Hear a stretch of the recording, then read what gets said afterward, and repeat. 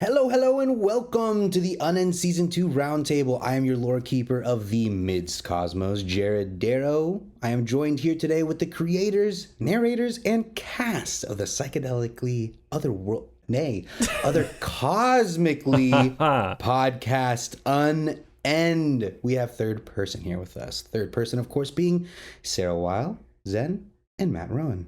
Hello. Hi. Hello. So pleased to be here with you. Always a fun time. Yes. Always a grand time. I do want to drop real quick, spoiler alert for anyone not caught up with Unend Season 2. This conversation will be bricked with spoilers. So if you've not Just listened... absolutely stuffed. Chock-a-block. Stacked. Yes. So if you have not listened to Season 2 of Unend, what are you doing here? Go listen now. Get out of here. Get out of here. Beat it and then come back. All right, and now without further ado, let's dive headfirst into the Delta and explore this strange, unforgiving, and new cosmos. Yes. Rather new, rather strange. It's been a fun season. We're excited to break it down. Yeah. We, with each season that we complete, we are always excited to move on to what's next, but it is great to have the opportunity to kind of dissect it and digest it with you. Yes. We love a little bit of reflection, and this is a great opportunity for it. That's right. And it's always good to reflect on season 2 while the three of us are hard at work on season 3. Yes. So this will be good for us. We can't know where we're going without knowing where we've been. Ain't that the truth?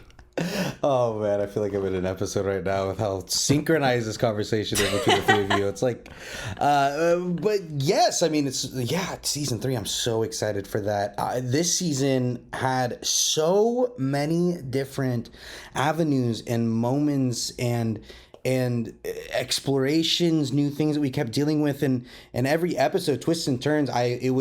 It was a little tough for me to come up with to keep this on track. I know that last season we went off and we had a great conversation, but I was like, oh man, I gotta strike out a lot of these questions because we're getting too deep in, and I love that, and I needed to pull myself back. We do have a tendency to ramble, and we have a good it could time. happen again. It could happen again. I don't know. It's an occupational hazard, yes. And we have a good time. But to start it off, I'm gonna do the classic, right? So you three. Whoever wants to go first, I got to start with that lore keep LKC, the lore keeper classic. The LK special. While creating, whether that be in the writing or the recording, what was the core message or theme you wanted to convey through this darker season? There is a light at the end of the tunnel. Oh, that's so succinct. That is very, I was gonna in the darkness there is always a start light. Talking without knowing what I was gonna say. I don't know if thought, I'll just wait, and maybe one of the other two persons will say something profound. Yeah, I don't know if that's literally the only. There are many messages. That's certainly that's so one, many. and that's one that comes to me. Yeah. In a strange and wild world, it is good to find the hope in it, and I feel like the hope and the light are kind of perhaps one and the same, or are connected in one way, shape, or another. But yeah, we definitely knew that this season was going to be testing characters in ways that they hadn't been tested before, and that would necessarily have some darker edges to it, shall we say. And I guess I'll add, if your goal is to understand your reality, maybe there are some lessons to be learned by exiting that reality, even though it might seem like a terrible detour at first. Well said. Yeah. I love that. A lot of finding hope in the hopelessness. Yes. Yeah. It seemed to be and there was a lot of there's I key in on that quite a bit throughout this, and my thoughts were just you did a great job at pulling literally away the light from the space that we were in, and every episode there was this desperation and this wanting and this draining feeling, and it was you did a great job at that, and in a great way. I know I'm using a lot of negative adjectives over here, but it's true all though. Yeah, It's that's a correct, much darker heavier season. Yeah, Season literally 1 and had its figuratively. moments of horror and darkness, but they were the exception, not the norm. And this one was kind of the inverse. It was primarily dismal and oppressive, punctuated by little moments of hope and optimism. Whimsy, yeah. Yeah, for a cosmos very much defined by its light side and dark side, this season 2 was a dive into the dark. And, you know. Well, light still was very much a presence, but not a welcome one. True. Yeah. This dark light. Yeah, you gotta dive down before you can soar back up. I'm not going to go through like every episode piece by piece because even though I want to, but I have to start with literally the first moment, which is where we are introduced and meet our first new character of. And I had to write it down. I had to write it down because I have to reiterate this. A slouchy, purple-skinned, frog-legged, sort of rotund amphibian gel sack thing about the size of a rhinoceros. Sprouting from what could perhaps be the top of its body, a pendulous bulb swings from the end of a slender, arching stalk-like appendage. Ah, yes. And I have a whole other thing just about the full of a pulsating, translucent, fleshy satchel full of twinkling Christmas tree-like bioluminescent flickers and a ferrofluid-like swirl of dark, inky liquid. And he even smells like cookies. That's right. Steve! I love this. It's Steve. Best guy. So, well, I don't know what your actual let's talk about question the design. is. You didn't even Let's ask talk a about the question design yet, of and I our- already have things to say. What was this process like? What was it like throwing 15 different words in a hat and pulling them all out? Like, what was this? This is such a unique character design, at least. I mean, not even to get into the psychology behind this character, but like the design alone is very fun. What was that like? What was the process like with that? Well, now that we're talking about the full season, and this, as you said, is chock-a-block with spoilers, Yes. obvious direction that is now known to our dear listeners is that Steve is a kind of biological fold light. Yes.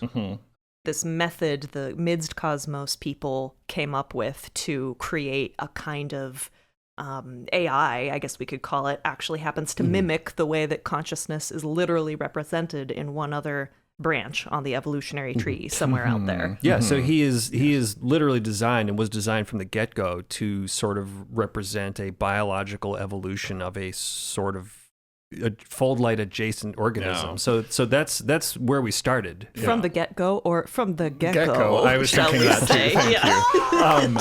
Yeah, well, and as to the like physicality of him, I mean, we love a critter. We love creatures of various and unusual forms, and the opportunity to figure out what this sort of totally weird dude is like.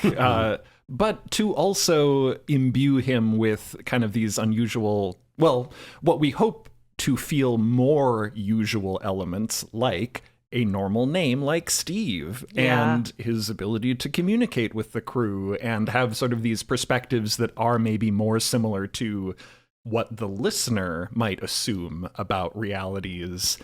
It was a very cool, I think.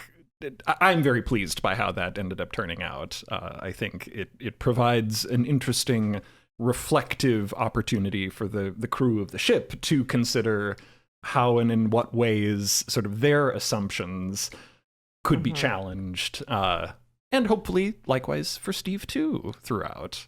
Yeah, things that they took to be norms were just incidentals, really, in their cosmos. And introducing him as the start of the season was a real pleasure for us. We talk about... Did you ever watch Lost, Jared? How familiar are you with Lost? Okay.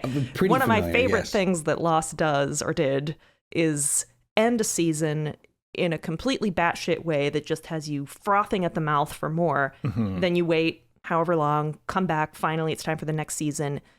And it drops you into a situation with people that are completely new to you. And you're like, what the fuck is this? Where's my story? Where's my TV show? But then it pulls back and shows you how it is related to the story that you are craving. And I like that kind of thing. And it was fun to do that with Steve. Yeah, Steve the Frogtopus. Yeah, to come back from this cliffhanger and just with probably a little too much leisure describe this guy fishing. Yeah, Steve. Well, I like the leisure. Yes, yeah. Yeah, and his name's Steve. It's Right, yes, with the fact that with a yes. cosmos where everybody is crazy, Kaneken Hartevelt, Mock Weep, and then to have a man whose name is simply Steve, like just belying his alien nature. Like in a way, Steve is the weirdest name in the entire show compared to all the other names. He's just bizarrely mundane. Yes.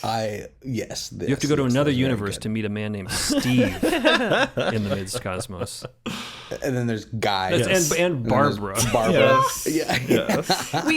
You guys had some fun For there. Guy's name, he didn't have a name for a long time, and we just kept calling him the other guy. And until finally in one meeting, we were like, well, we're already calling him the Guy, so let's just... And Steve was only named Steve as a joke placeholder. Like, we knew that he was going to have some kind of crazy alien name, but we just kept calling him Steve. Be wary of placeholders. Yeah, it turns out that was so funny, and we couldn't resist. He just stayed Steve. I suppose we could touch on Steve's music if we wanted to. Oh, yes. Yes, there was so many moments throughout it that I would notice. You would, and Zen, you do this incredible thing, very cinematic, where you'll play with the tempo of different characters' themes as Steve's starting to do their doings, and Dot. That's a good way to describe it. And the music starts to kick in a little bit, and yes, let's talk about that. Yeah. Well, Steve's music is fun. He's the only woodwind that has ever featured in the Mids Cosmos. So, well, for a character, at least. Certainly the only physical woodwind. You may have used synths before there here have and there. been some like ocarina thing, but that's been sort of for background elements. This is the first main character. Yeah, I've had this super old, mostly broken clarinet for many years. Only a few of its valves work. So that's why the notes that are in Steve's tune are those notes, because they're the only ones that actually function on this particular clarinet. I just love that detail. But it's very like leaky and airy and squeaks really weird. It's very freaky and bizarre. And where it would normally be, a completely dysfunctional clarinet, to use it and find a tune in it was really fun. And it's such an outlier in your repertoire of instruments that I think it was great at instantly communicating that this guy, he's a different he's kind not of, part of your system. He's a different kind of guy. Yeah. So it was fun. He's a completely different timbre and a different family of instrument than any other instrument that's been featured for any other character or location in the show. So it's fun. He's a fun guy. He's got a fun music as well. Yeah. Wow. You would never think that was a busted clarinet. That guy doesn't sound like it's... The fact that you found the tune through it is incredible. Yeah. That's very cool. That is very cool. It was fun. I briefly played the clarinet in middle school band for a couple of years. Did not really like it and eventually quit, but it was fun to come back around to my middle school clarinet recollections and try to resurrect that from the dead. Yeah, put it to good use. Yeah, who knows? Yeah, thanks, middle school. Yes. So as our other characters go through a lot this season, each one has their own, and this is something that I was noticing, and it's literally mentioned verbatim multiple times, but there's this idea of letting go. And it seems like everybody has their own little moments. And I'm sure besides the ones that I'm going to mention, there are a lot more. But I'll say everyone has their own moments except for one character. We learn the truth to Everett's aggression toward the granddaughter through season 1. There's this beautiful emotional healing scene between those two. And it was very fun to like. I loved how you dropped that very early on in the season where it's like, let's just come to terms with this while we're in this insane situation together. Yeah. We have the biological man, who I'm just going to run through them all. We can biological man, I feel like, is becoming more Merlin-esque within their vocabulary. It's growing at a quick rate. Granted, we didn't know how long but even a couple weeks at this point, toward the end of the podcast, to the end of the story, how he's speaking, it's very Merlin-esque. And even with the ideas and how he's taking charge, it was very interesting. But with a new found freedom about him. We have Merlin, who seems to little by little be accepting more of this bacular body. It's accepting its perks, things his biological body could not do, and also like getting excited when he can like learn how to do new things with it. It gets very, he's having a little fun with it for once. Yeah. As long as he can, yeah. Dot accepting their emotions a bit more, opens themselves up to feeling on occasion. They're feeling more, with the catalyst being discovering their nearsightedness. But I don't know. There's me. I think that there's one character that is having trouble kind of with this idea of letting go or accepting their circumstance. Rightfully so, especially with what happens toward the end. But Cleo seems to go through a lot this season, and she's forced to confront a lot of her internal struggles and this like internal therapy, dealing with like and understanding, especially when they're like when they're opening up to Dot about how their family was. She's realizing so much more about her own personality and her family, and also standing up for herself and Dot to Steve in some of those scenes. I guess basically to put this all into an encompassing, we can dive into whatever you guys all want, but how do you start building these real human emotions and interactions that a lot of us humans experience in a day-to-day, but in such this like desolate survival story? How do moments like that come about when you're in the writing process? I mean, to be honest, those moments are practically the foundation, and the plot is kind of structured around them. Those human moments are way more important to us than the like action set pieces, though we do love those as well. But the environment, the plot, pretty much exists to give these character moments a reason to be and a reason to shine and be showcased. We've talked about the outer journey, and then there's the inner journey. You know, that the outer journey is a vehicle for the inner journey, which really is the real journey. Yeah. You know, the journey that occurs within is the realest journey of all. Yeah.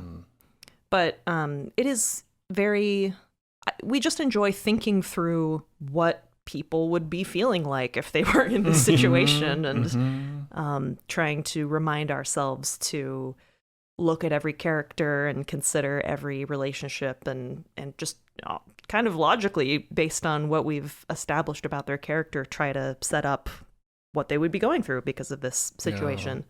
Yeah. Usually in the kind of like planning phase, I would say some of the first pieces of the plot skeleton that kind of really begin to form are kind of around what those character moments are, and when we want them to kind of hit, what are the sort of circumstances that lead into them, and how do the characters kind of change because of that experience that they've had, and what do we need the characters to feel this season? What big events can we make occur to make them feel those things? And to the theme of the sort of letting go and embracing the journey, those were like the words that Artifice imparted to the crew, specifically Dot, in kind of those final moments of season 1. So we knew that was going to be something that was very much present, I think, as a looming specter, a sort of a haunting, presence throughout the course of the show in season 2, was going to be how and in which ways these characters do or do not have kind of their own confrontation with that theme.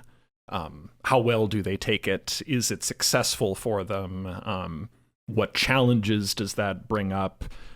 And it's really interesting to me, Jared, to hear you say that Cleo is an outlier in not going through quite the same arc of letting go as everyone else, because you're outside of our triangle. You can see things that we can't. I may be wrong. No, you're not. You're not wrong. It's something I genuinely hadn't considered that way before, and I don't think you're wrong. I don't think you're wrong either, Jared. Cleo, compared to the other characters, is not really aware of what her own problems are to the same extent. Yeah, I think Dot and Merlin are starting to realize what their challenge, what their greatest obstacle is. Yeah, you can't take steps to heal until you know what your problem is, right? And she's very much from a background that is emphasizing toxic positivity and like, what problem? There's no problem. Everything's great. We're great. We're all friends. I'm wonderful. You know, she is just as damaged as any of the other characters, but she has a kind of damage that is, for the most part, enjoyable and beneficial to the people around her. Absolutely, like, she is a people pleaser. And this isn't always something that jumps out as a problem because people tend to be pleased. Yes. But it has its unhealthy extremes like anything else. And it is kind of these confrontations that there was one in season 1 with Artifice and another one with Steve, where people are calling her out on why she's doing certain behavioral patterns, often in a way that feels like adversarial, and we, the audience, aren't necessarily supposed to agree with it, but there is some truth to it and causes her to reflect. Well, I mean, I don't want to fall into a pattern, but I feel like I brought this up. I know I brought this up in the first one where I was like, everybody seems to have their own little like partnership. Mickey and Everett, Dot and Artifice, and then I specifically was like, but except Cleo kind of also feels like they're in their own little isolated bubble. But it's like at the same time, like you're saying, they are this social. They are the life of the party. They are so social. They are they are everything to everybody. Yeah, but if you're everything to everybody, you can't really be anything to anyone, or it's all kept superficial. Yeah, and then you're in this moment where, besides Dot, I would say the bioluminescence leaving her body, it was very. It's a personal loss that like other people can kind of gravitate toward, like that people can understand when everybody else is dealing with Mother Artifice being gone, and then when Mickey is zapped along with Ham being early on, it's like it's a communal thing. But like this bioluminescence being gone, I don't know if a lot of people necessarily understand that as much as she does, and it doesn't really affect the party. It affects her. Yeah, it affects her, and she's dealing with this solely, and we're constantly getting this peek behind her her in her head of what she's dealing with. And there really isn't anybody else being like, hey, I guess there is I think there's a point in the Blob episode 2 or 3 and Steve's homestead. I think someone checks in on her, but again, it's just kind of like, Zila checks in on her. Yeah. I don't know. It's something that I'm noticing. I'll say one more thing about Cleo, and then I'll turn it over for some Dot and Merlin and biological man time. But what season 2 particularly brought out in Cleo is her questioning her purpose, because she was already quite insecure about what her purpose was from the beginning. She kind of felt like she wasn't qualified to be there. She was this superficial, extraneous luxury, kind of. And her only value was in being charming and being liked and likable and smoothing the way between other people's social interactions and, being pretty, being arm candy. Like, these are all the values that she was raised with. And season 2 stripped everything away that she thought that she could bring. Her inability to contribute felt more obvious than ever. Everyone is feeling bad in a way that she is powerless to do anything about. So she really has juicy. Yeah, she has some major self-reflection that is forced upon her, which I love. Absolutely. We love to see them go through it. Yes, we do. It's a testament to you all that I mean, we all deal with that every day. I mean, at least I do. I know I deal with this like constant what, not necessarily. I mean, yes, the what is my purpose, but also like, oh, shit, am I being too much right now? Am I talking too much? Am I should I pull back right now, or like or now I'm not talking enough, and then to see that personified through a character is very well done. In this Thank you. Desolate Yeah. survival situation. We write what we know. Yeah. We don't resemble our characters in any way. What are you talking about? How about the biological man becoming more Merlin-esque? Yeah, I'm very cool. Thrilled that felt clear as a theme. I think that was something that going into season 2 we wanted to be very deliberate about, and to see the way in which the biological man sort of is starting to grow into the situation that he's in. And I don't know. I feel like in general a philosophy that I don't know, I feel like I approach the world from is, no matter what what part of the world you're born into, no matter what era you are born into, it is sort of the human experience to necessarily try to learn what's going on around me and how do I survive. And particularly when you're in a like resource-starved situation, you know, you have the faculties that you possess, you have the materials that you possess. Learning how to navigate that and survive that's just the human story, no matter where, no matter who, no matter when. And to see the ways in which Merlin and the biological man, who have like ultimately kind of this same source DNA, like when the Bacular Man was first built, like he was using words that Merlin recorded. Obviously, he was a design of Merlin's, and when Merlin's consciousness enters that form and vice versa, they are both now in this kind of like slightly reset state of having to now figure out, how do I navigate this world around me? How do I use what's at my disposal? How do I continue to grow and survive in this situation? And it's very dictated by which body they're in. Yeah, yes. I mean, such a fascinating question is what makes you this ephemeral soul spirit thing that is completely separate from the mortal coil? Or like, to what extent is it shaped and determined by your blood, your flesh, your whatever exact ratio of chemicals you have sloshing around in your brain? Yeah.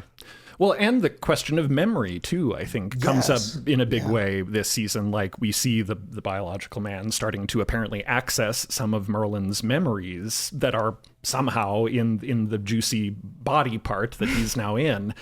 And having to kind of confront that. At first, Bioman is a little like, I don't know if Merlin's going to take this well, but they eventually have this conversation. Because it feels like an intrusion at first. Oh, these are his memories, but they also feel like his. Yeah. To me, their whole situation is really less of a body swap and more like a same soul that gets fractured into two paths. Yeah. Because there was no soul to get swapped. Right. Yes. Yeah. There's kind of this like, I mean, it kind of boils down to the, like, is it the nature versus nurture question? I think that's at play here partly, but that they're both sort of these different facets of the same being. And I mean, you could look at the whole meta-narrative of Midst and see elements of our personalities sprinkled throughout in all of these other ways, but I think it's very interesting for these two characters to be so closely sort of originated, have this diversion point, and then see the ways in which they kind of develop separately. Yes. Is such an interesting dynamic.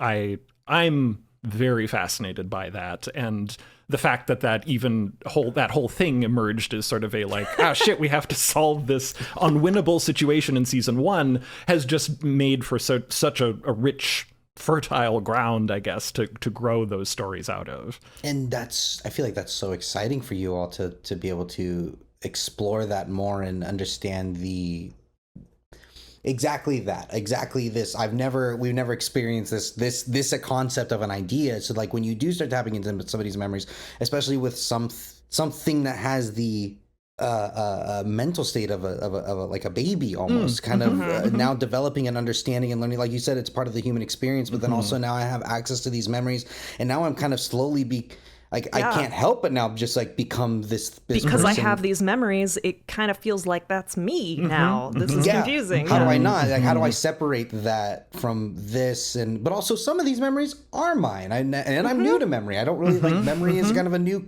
and formulating new memories is a new concept. It's just such a fun, like you just said, rich and fertile environment to be able to play around in. And I'm so excited when you take it's such a good inner journey. Yeah. All this ship flying around stuff. Who cares? All this inner flying around stuff. Yeah. Well, not to spend 15 hours on the same question, but we haven't talked about Dot yet. Yes, I do want to talk about Dot. Yes, Dot Jared's would do a original lot. question. Yep. Oh, come on. Very mysterious. Who knows? You got to give us more than that. Got to stay tuned for season 3 to find out what the heck that was all about. Dot exhibited so many emotions this season. It's true. Dot spoke conversation with above a Everett and whisper Dot. sometimes. Yeah, Everett and Dot. Yeah, well, to your early question about letting go, I mean, it turns out that is a theme for every character, to release control, accept the journey, to find the way. Yeah, and it seems like Dot is also sort of beginning to maybe kind of understand what that maybe means. Maybe. It's a strange journey, isn't it? To just sidestep just real quick, but I want to know about this, the nearsightedness episode is so fun. 'Cause it's such a fun little exploration and reveal to have in this. We're looking at this insane design of a dead city, which we're going to get to in a second, but like also at the same time, you're nearsighted. Let's talk about this. Yeah. Let's sidebar about this real quick. One way to find out. You don't get the chart of letters in the optometrist's office. You have the void bedrock city that everyone else is staring at. Yeah, well, it's a literal and metaphorical discovery represented with the eyeglasses thing that, there are things that you literally can't see. And there are also plenty of things that are in front of us the entire time, and we will never quite be able to grasp them because they are simply beyond our capability to comprehend or perceive or understand those things. So for an entire show, it's all about trying to see into the true nature of the cosmos. And these characters are all slowly putting on glasses bit by bit in a way and seeing more and more, and details that have always been there just out of reach. They were always there. It was all always there. We just never quite saw it. Yeah. What you don't know. Yeah. And the three of us have, at varying stages of life, had experiences with vision correction, and the profound way that hits you and sticks with you as one of those like permanent memories. We were excited to have this opportunity to really like be in the head of that character undergoing that for the first time, and to be surrounded by a supportive crew. What a way to go. Yeah. I don't know. Yeah. For an experience that seems universally profound among all people that I've ever talked to who have had their vision corrected, it's something I have seen represented very sparingly in media. Agreed. Exactly. That's an experience I've not. That was a new experience that I got to have while listening to it through. Oh, in the ye story. of And that's why perfect it was so- eyesight! Give me your eyes. But, it's just I've never had that experience, and I've never experienced it in any sort of media or book or anything. So to actually live that the way you told it was very cool and very eye opening, and a new experience that I've never gotten to have before, and that was That's wonderful wonderful. to hear. Yeah, I Thank loved you. it. Yeah, it really stuck with me. I mean, Thank I you, remember Jared. the first time I got glasses, I spent at least a day, probably more like a week, in kind of a euphoric stupor, just staring at all the things that had always been around me in awe. Yeah. That's awesome. Well, and a key piece, I think, kind of evoking some of the themes of season 2, there's sort of this how would I say it? I feel like I say this often to my friends, my circle, but you are always trapped in your own perspective. You only know the reality that you've kind of contextually been able to experience through the course of the life that you've lived.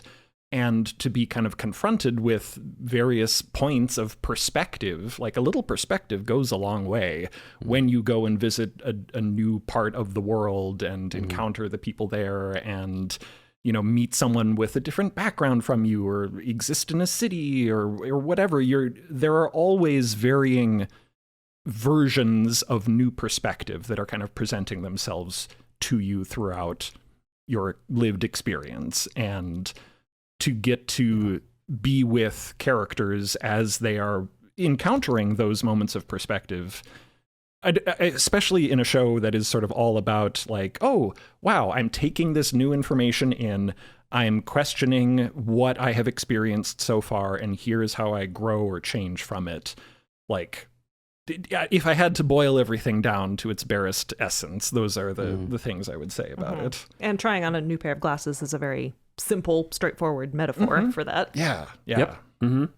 To I guess like put a close on this, I would say what I've learned from this blip of this conversation is maybe it's less about what I had come to terms with about like, there's a lot of letting go, but there's a lot of understanding. There's a lot of understanding the world that's around you, understanding the people that are around you. And in that case, Cleo is enveloped in that, with coming to a lot of understanding with herself. I would say. Or at least accepting what was always there or what is. There's a lot of cases where they're confronted things that they never get to fully understand, but to varying degrees they come to peace with it or not. My next bit, I do just want to tap into this real quick, just before we move on to the other aspects. While we're on characters, we get our big kiss between Cleo and Dot. Yes. Yay. What was that like? But then there's this, you do what you three do. It does come at such a great cost. There's a big sacrifice that's following this. So it's not like you get to revel in it for a brief moment. But what was that like, finally bringing this moment alive? Yeah. So in original Midst, we had the big kiss happen almost at the very end of the show, which is what a lot of stories do. It's a tried and true trope to kind of have this emotional relationship climax towards the end. But I also love, and because we already did that, wanted to experience the opposite, which is, well, not the opposite, but having characters have this relationship climax and then the season continues. Like, now what? Now you have to deal with this changed status in your relationship. It's not a happily ever after. It's a we're both still walking in the same direction. What should we talk about now? So I was adamant about having that occur in season 2, not season 3, because I wanted them to have to continue to deal with it afterwards. Yes. Yeah.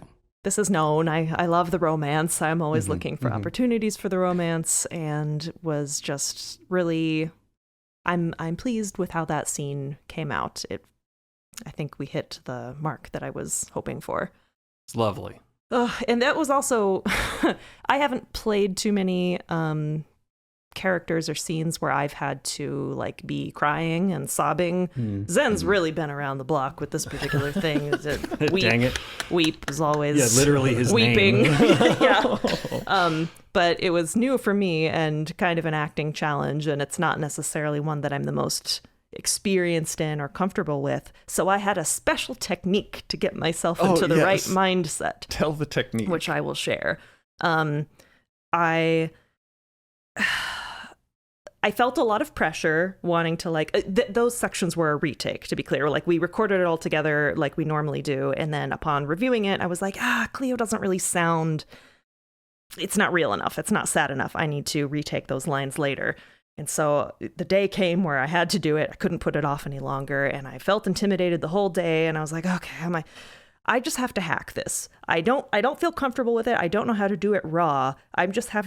I'll have to use the techniques that I know are available to me. So I put on Fellowship of the Ring, and I just kind of fast forwarded through to all the most tear-inducing scenes, and then did a few takes after each of those. So the secret is Cleo's not really crying about Dot. She's crying about Boromir. And Gandalf, and just the music of the Shire, really. Yes. Well, just the DVD menu music gets you going. There are a few movies which, just due to where they occurred in my life and the prominence that they occupy in my nostalgia library, the waterworks immediately turn on. And yes, Lord of the Rings is one for me, where I had the extended edition DVDs as a kid, One of the great the films, DVD menu music. I'm like, oh, my body is ready. I hear that, and I instantly start tearing up and rubbing my hands together. And then recording takes of Cleo. Here we go. This is going to be a good time. My brother, my captain, my king. Yes. That's it. That's all it takes. Yeah. Zen, did you two know that it was always going to be coming toward this like moment of sacrifice? This. Oh yeah. It wasn't going to be some Oh, well, the sacrifice part, the kiss, yes. There was a period of time where we were actually considering, is there a way that they can figure out to escape from this cosmos without a sacrifice being necessary? Rolling that around. And ultimately, it just felt more right for there to be this significant cost. Yes. Yeah. And a catalyst for Dot's character development. Yeah, as Rawfield points out, we seem to be sort of developing a sacrificial theme here. Yes. And it's delightful that the characters are sort of genre aware enough to notice that trend, but some of them. Just in the course of storytelling, we love to find kind of those retrocausal like moments to relate back to elements that have been presented before and tie those in, and it just sort of felt like we have established this. There will be something that is the cost to get out of here, and that dot piece came forth. ... I do want to tap into now the sound design throughout the season was phenomenal. Zen, my hat goes off to you. Your work just gets better and better every season. When did you all start designing the soundscape for this season? There was definitely this there was a very good job of this like airy, droney hollowness mixed that was just like kind of always enveloping us throughout the season. But then there's also, and I'll get into the deep individuals, but I mean like the Sentinel's sound design, this like mechanical beast. There's there's a specifically, I wrote in my notes, I was like, I gotta talk about this. It's such a small moment. But the design, it's when Merlin is lifting the door and and it sounded so crisp and nice of the mechanical legs moving, the door sliding up, the earth and everything falling. It was, so, I mean, besides there was so many fun moments. I know I threw a lot at you all, but the ideas and the vibes, did you want to play with these preceding the script, or did they evolve through the story? Where there's some things you're like, I want to play with this sound, and I know you've had moments like that with other things, so I'm just curious about it all. Sometimes Matt and I will have suggestions before any recording has been done or after. For the most part, Zen is obviously in charge, but Matt and I will have ideas and recommendations to put forward sometimes. Like I know Matt, when it came to the sound vibe of the sun, you had a great suggestion that worked out very well. I think that it had this very powerful, almost like churchy choral vibe. Yeah, Matt initiated the suggestion that the sort of solar sound and music be driven by sort of a men's choir. Like that right out of the gate, before any work even began on the season, Matt suggested that. Very cool. Thank you. I had that in my notes too as well. I put orchestral music, question mark, love this. Yeah. But yeah, I mean, you also did there's moments of utilizing silence is also, you did a lot of cool moments with that. And even in partnership with the beam and the sun, it would get quiet for a split second and then so I want to hear about it. Go off, Zen. Oh boy, sound. It's my favorite thing. I just love a sound. Well, one of the biggest sort of sound palettes that has proven to exist throughout all of Unend and will continue to exist throughout the show is wind and air.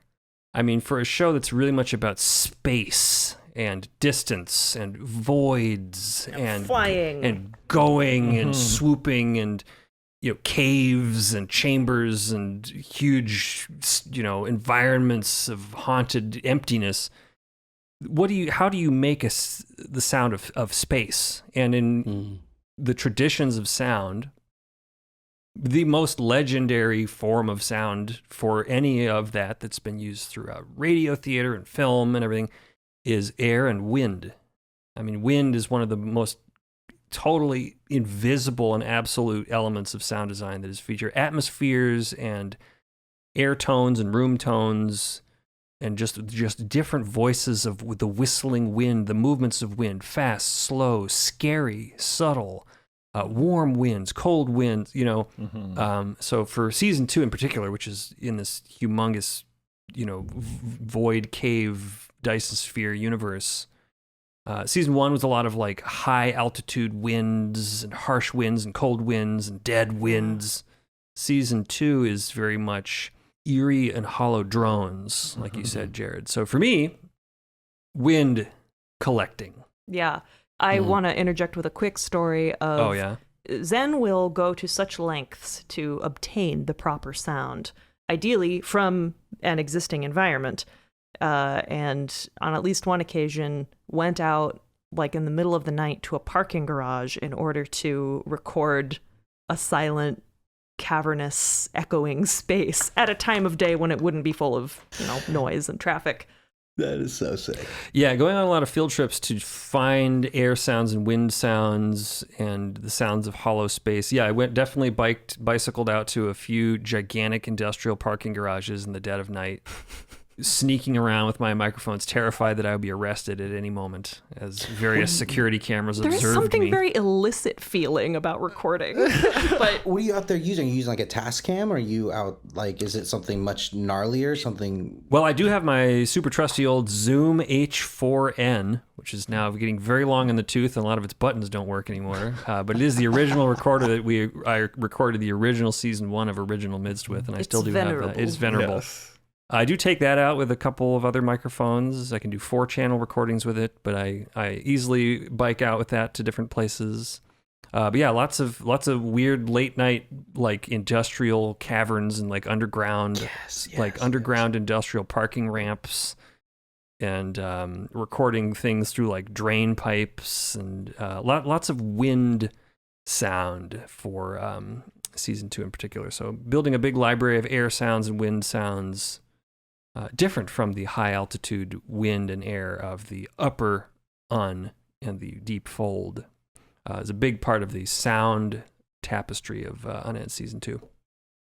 Yeah, and I also remember you sharing a story where you were at a hotel and you had rushed out because the elevator made a screeching noise, and you rode the elevator and you used that for something in I think Midst. But, original Mids, there's a horrible screeching elevator that may or may not have been used for some monstrous events. Emphasis on may.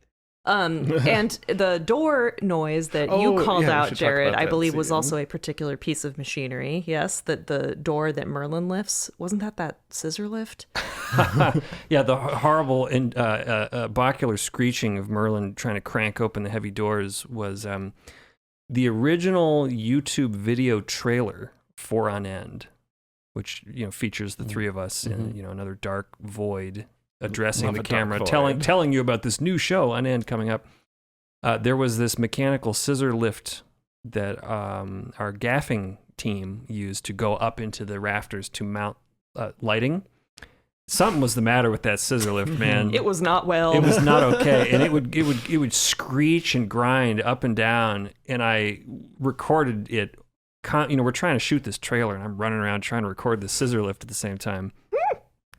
Too good. The just agonized noises of it shrieking as our poor team member would grind his way laboriously up into the rafters to mount lamps. Zen gets this gleam in their eye whenever there's a piece of malfunctioning machinery around. It's true. Yeah, it happens with great frequency. Yeah. So hilariously busted scissor lift is the sound of Merlin's grinding kneecaps, combined with Matt's fantastic recordings of Merlin just yelling. That was a fun project that Zen, we had done kind of the principal audio recording, and as Zen was doing post on that sequence, reached out with a little here's a quick homework assignment using your mic at home. We need some Merlin under duress noises, and I very much enjoyed that brief bit of that afternoon, trying to haul some weightlifting equipment, trying to put myself in the mindset of okay, I'm Merlin, I'm lifting this door, making these agonized noises. Yes. Yeah. The blooper reel for season 2, depending on that when that comes out, relative to this, includes some of that unedited footage of Matt obligingly straining for his art. That's right. There is no footage; it's audio only. But yes. Oh, that's what I meant. Footage of an audio sort. Yeah, lots of good sounds in season 2. It's a very fun new universe to explore, new tapestry of sound. Mm-hmm. And I love that you collect it yourself, and it's not. No knock against anybody. You know, I've made some things with sound design, and I've just pulled from Soundly or like things. But the fact that you're getting it yourself tangibly, it's analog. You're doing it. You're out in the field doing it yourself. Thank you. Yeah. Well, I can't take 100% credit for that all the time. I do also have access to libraries, which I do use for things that I can't go. But you blend things, but I do mix things. They're all ingredients. As much as I can, whenever I can, if time allows, I do prefer to go find things. You have a hunger for sound, which is very I do, cool. and it lets me go on hilarious field trips and creep around late night parking garages, afraid that the police are coming for me. Speaking of sound. I want to, and we tapped into this. I want to talk more. The Sun and the Sentinel. What the hell? What's this about? I absolutely loved it. I don't even know where. I literally just wrote, let's start with them all. What, why, how? Run me through the ideas, the zap, the transportation. Was there any like symbolism behind the beam and the interior with the many chambers? Like, I want to get into this whole vibe. Well, I think this is sort of known and established by now that we suggest that the sun and its secondary cosmos is a kind of giant fold light. Mm-hmm. And if fold lights are being compared to Steve, and Steve and the fold light together are kind of being compared to different types of consciousness and human consciousness and attention.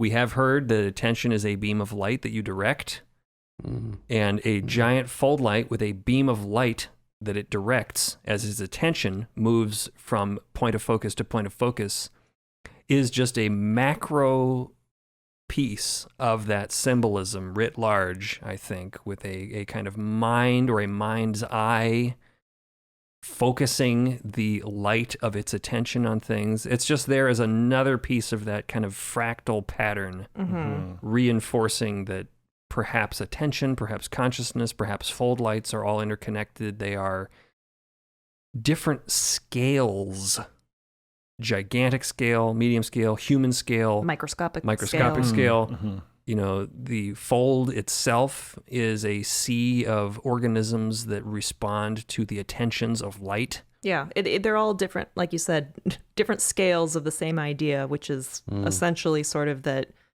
you can shape your reality by what you choose to pay attention to, what you choose to imbue and honor with your attention. And if that attention is represented as a literal beam of light, then it's very obvious. Yeah. And what's more scary than a giant sunbeam clapping down on you, followed by spooky sentinel? Crazy spider guy. The whole sun thing went through many rounds in the brainstorming phase. Originally, I think it was just killing everybody. And then one of us had the big brain blast idea, I don't even remember who at this point, of like, what if the sun wasn't like a normal sun? What if it, I don't know, had stuff inside it? And that kind of changed the whole game. Like, oh, the sun it's not just a ball of gas like our sun. It's more of a facility. It's a secondary location. You can go inside of it. Yeah, it's the panopticon at the center of the crazy prison universe. Yeah. And that was so fun and refreshing, even from just a soundscape perspective, to hear. It was kind of a break from all the droning, empty, whispering winds. Terrifying. Well, it takes on kind of this new complexity, I guess. Like when you add voice to wind, like wind is part of what voice is, and it's given kind of this new structure as we get into it and start to see around inside of it. the whole kind of choral piece that we touched on before, I feel like in a lot of faith traditions, there is sort of this like awe and reverence of the sun. There are sun gods. There are turns out the sun has been kind of a big deal to a lot humans of humans revere the for some sun, reason. and having there be kind of this like I don't know, almost holy sort of vibe to it felt right, and felt like it was a way to kind of also honor human experience that we might be familiar with, having been raised in whatever faith traditions we've been a part of. But I mean, the sun could totally kill us. It's only a matter of time. It's been known to do so. It suffers us to exist. It giveth and literally taketh away is what Yes. this sun was doing. Yeah. Let's talk about this dark city a little bit. It has a very specific oral identity, and not only through the airy, drony hollowness, but in this way, it's like that it's verbally described. It's like an echo of this lost civilization. Can you walk us through how you three achieved that landscape design and atmosphere?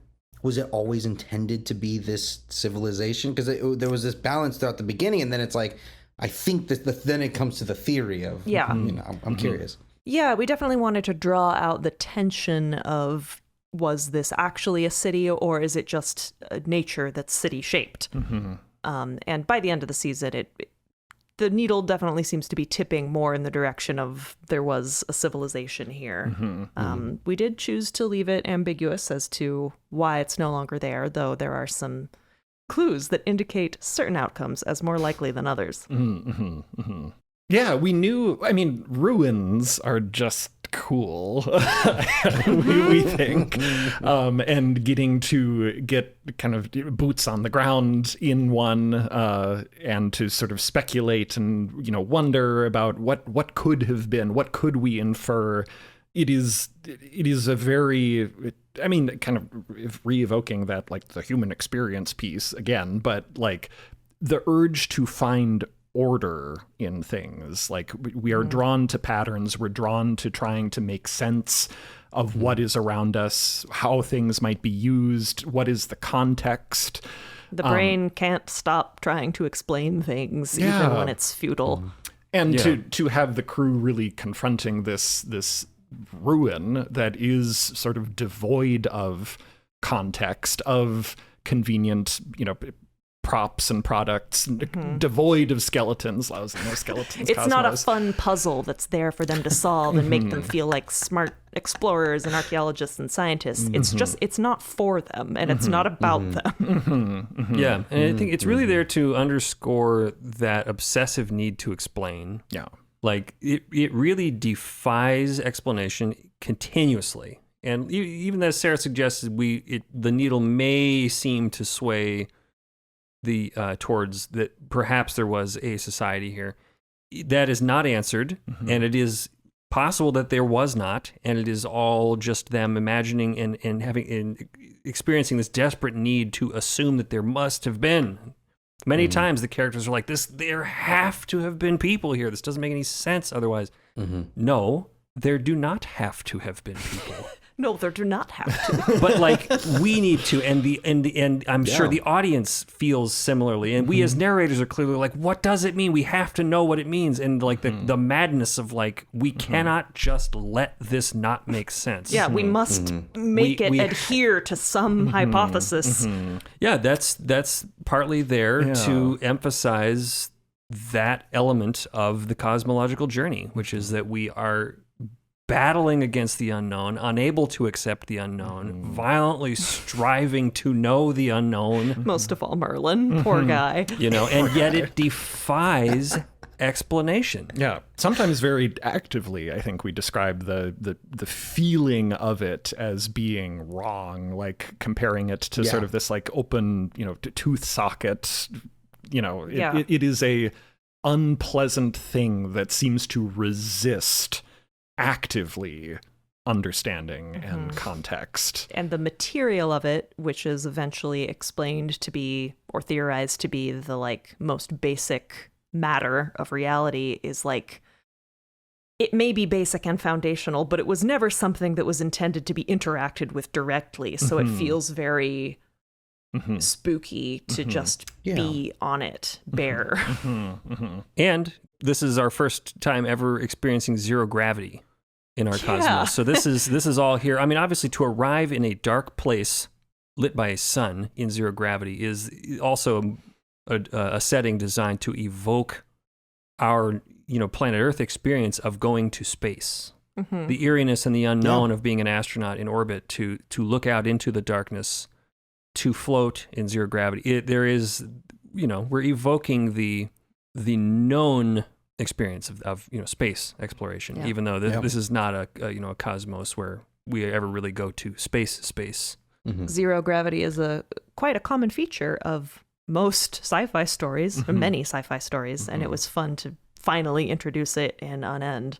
Every place that they've gone to, they're left with way more questions than before. The firmament, the depths, this wherever the delta took them, they're still like you were just saying, Zen, constant unknowing, and they're gonna come back at the end of this going, we still don't know shit.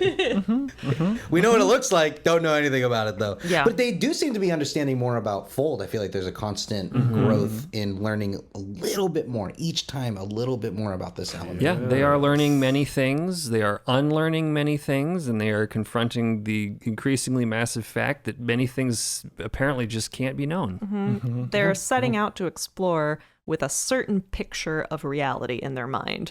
And every new piece of information they encounter, they're comparing with this picture, and the picture is making less and less and less sense. But they still crave to have a picture rather than no framework at all.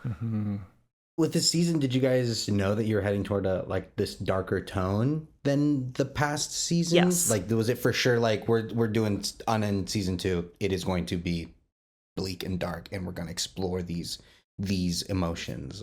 So it's something definitely you intended to explore. Well, in the classic fashion, we are doing once again the 3-act structure, with a 3-season show, much like original mids, and in any 3-act structure, just maybe somewhat inexorably, though I don't think mandatorily. Often the middle section of the trilogy is you experience the maximum depths of the sort of primary obstacle of the narrative, the darkest point, the lowest point. And then the continuation of the story is to kind of ascend and resolve and discover a way out from that. So absolutely, we're ready to go into the dark with season 2. And it informed a lot of the beginning tone of Unend season 1. We wanted really high optimism, really high energy, absolute faith in their technology and their purpose and their capabilities. And then in season 2, we just take it all away. No ship for you. No bolt light for you. No, you can't even do anything. You can't even think about stuff. Just sit there and feel sorry for yourself. We'll come back for you when we're ready. But there is a light at the end of the tunnel. Yeah. And we're heading there. This is the test. The characters are confronting desperate situations, and sort of you get to see some true colors in different ways, and like ultimately like what are the things that are the most important to them? What are the values they choose to hold dear? And how does that inform what comes next and how they survive it? How much of the science and cosmology for this megacosmos theory was pre-theorized among you? Was it laid out before, or was it like during the season's production that like, and are we going to be exploring? I mean, obviously we are exploring more of it, but are we like, is a theory that I'm really enjoying and loving, and like, and I'm interested in how that came about. We definitely had discussed it in detail before. And the way we ended up delivering it was almost exclusively through the voice of Steve. So I think it still is colored by that slightly subjective flavor where we as the narrators aren't coming in and saying, look, it is revealed, things are this way. We've just met a new character who has a different way of thinking about things and is proposing that this is the way things are. The degree to which he's right or wrong is TBD. I might be just latching onto one bit that I was very interested in. I'm not saying you're that any of this is wrong, just that the delivery method being a Yeah. a character is inherently biased and limited and lacks that sort of like narratorial definitive's. Well, to the question of how and when we devised the nature of the cosmos, I mean, we established our own theories about the nature of the cosmos's reality early enough that we thought, hey, this is kind of a cool place. We should make another show about exploring it. So we've known for quite a long time kind of what's up and what is really out there and what it all means. Yeah, we don't know everything, though. No. We don't like to know everything, to be quite honest. I mean, it's kind of that same way of like your attention is a beam of light that you direct. We are only able to kind of illuminate particular aspects of this greater cosmological structure by putting a story there and putting characters there to experience it. And I think in many ways, like we only really end up developing kind of that section of it to make it clear, to really bring it into focus when we are looking at it in the view of a story. It's like in a video game, whatever your camera happens to be aimed at is what's loaded. Right. And the computer isn't going to waste resources building parts of the world that you're not focusing on. Yeah. We might know like the broad shape of what we think it's like over there, but since we haven't really looked closely, it's hard to know for sure. Yeah, and there have definitely been surprises, and our own model of the cosmos has changed as our characters have explored it. And we have individual differences of opinion between us. Yeah. Frequently, we have to sort of make cases to one another about like, oh, but wouldn't it be sick if it were this way? Well, it'd be sicker like this. Well, we all live in a prison of our own perspective. Exactly. So. That's right. Exactly. I have my own theory of kind of like just kind of like listening through all of this, and even in this conversation, you guys have kind of pointed me, made my opinion more formulated. There is a lot of conversation and reference to consciousness, and we talked about this in the first season where I like mentioned this like connectedness between and disconnection. I felt like there was this theme playing around through that, and now that we're leaning into this, there's a lot of references to consciousness. In season 1, the ship was our world. It was loud, alive, it was present. We start to see this ship as not just a vessel, but it's a brain, it's a consciousness that is carrying our crew.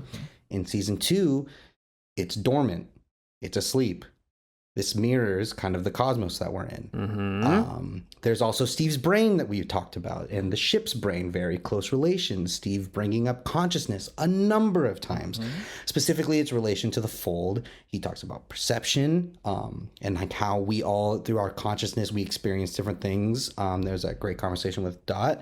Also, and his connectedness with them as well, with like, maybe our perspective aren't so different from everybody else's. Yeah. Also Merlin and the biological man's consciousness switch. I'm listening off a lot. I feel like there's this relation to how fold and currents act through the deltas and the founts and the mega in relating to the megacosmos theory, but like almost like consciousness flowing through a network of synapses of a brain, and kind of like thinking of that as the way that Steve was describing it, these little tunnels that burrow to these multiple synapses of consciousness.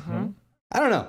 How aware are you of these? Like we've talked about consciousness so much in this conversation. My question was, how aware are you of these consciousness conversations? But it seems like you are. And what does this all mean to you in the relation to Unend? It feels like that is such a big overall theme. Well, the beam of light of your consciousness, Jared, is shining on some very interesting things. Yeah, you're definitely like, I don't want you to feel like, here's my theory. It is either right or wrong. Please tell me which it is. Like, you're thinking about things in the right way. We're not necessarily out to answer like what is the true state of reality, but more so to explore what does it feel like to be a human in a reality that is vast and strange and maybe beyond your comprehension. Yeah.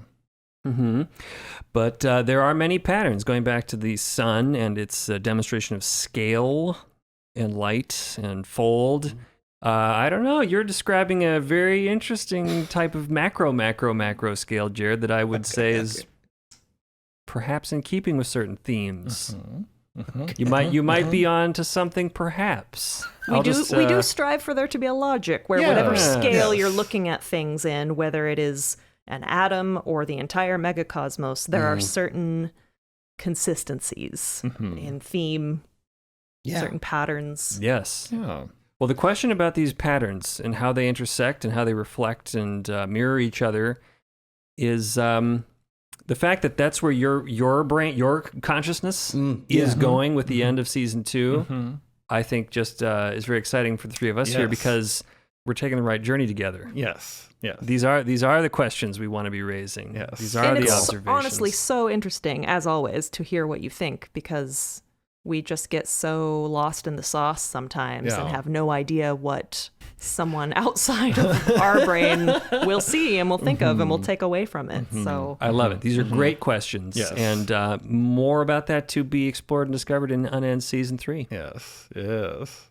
You all do such a good job at there are multiple times where I'm like, that felt like a throwaway. That was kind of delivered as like a blasé thing, but that felt very, and you know, where my lore keeping comes in, it's I have to focus on these things, so I'm like listening to it so intently, and I feel like I'm constantly reading between the lines. So. And You're sometimes- looking for the patterns. Yes. That's what your brain will do. we don't always know when a throwaway is a throwaway or not. Sometimes we'll go sorting through our own trash to see if there's anything we can upgrade.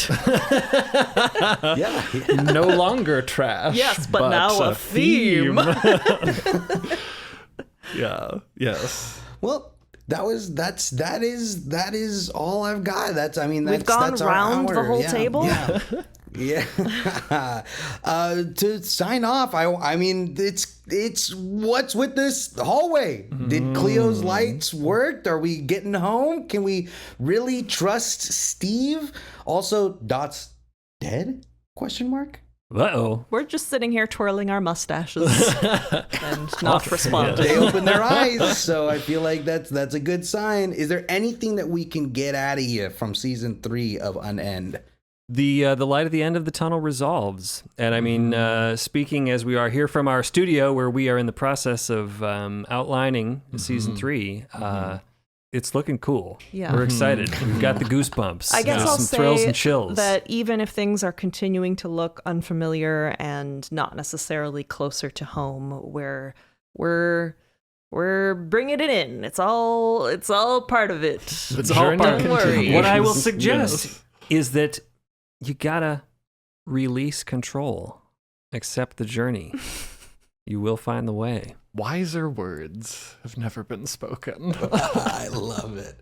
And that's the season 2 roundtable of Unend, everybody. Thank you, Matt, Zen, and Sarah for having this lovely conversation with me. And thank you, as usual, for creating such a wonderfully exciting show. Also, an exciting update. We have merch. Limited edition. Yes, merch. Limited edition midst merch is here from our friends at Certified Crucial, straight from the cosmos. You'll find matchbooks, totally normal looking cat stickers, buttons, t-shirts, and more. Box not included. The pre-sale window is open for just a few more days, so don't wait. Order yours at bit.ly/midstmerch. Plus, if you're ever looking for a deeper dive into the cosmos or want to hear from us over break, become a Beacon member at beacon.tv or join the fold on midst.co. Member of these platforms receive early ad-free access to episodes, bonus goodies, and midst messages. Our friendly behind-the-scenes bonus podcast, which will continue. Podcast, which will One of continue those. through our season break. You can also stay connected with us in between seasons by following or tagging us on social media at Midst Podcast. For even more reality-bending sci-fantasy tales from the Midst Cosmos, check out our comic books from Dark Horse. Yeah. Yes, ask for Midst at your local comic book store or go to darkhorse.com. Thank you for listening and coming along this journey. We look forward to having you with us for Unend Season 3. Thank you, Jared. We will see you all out there around the cosmos. Bye. Bye.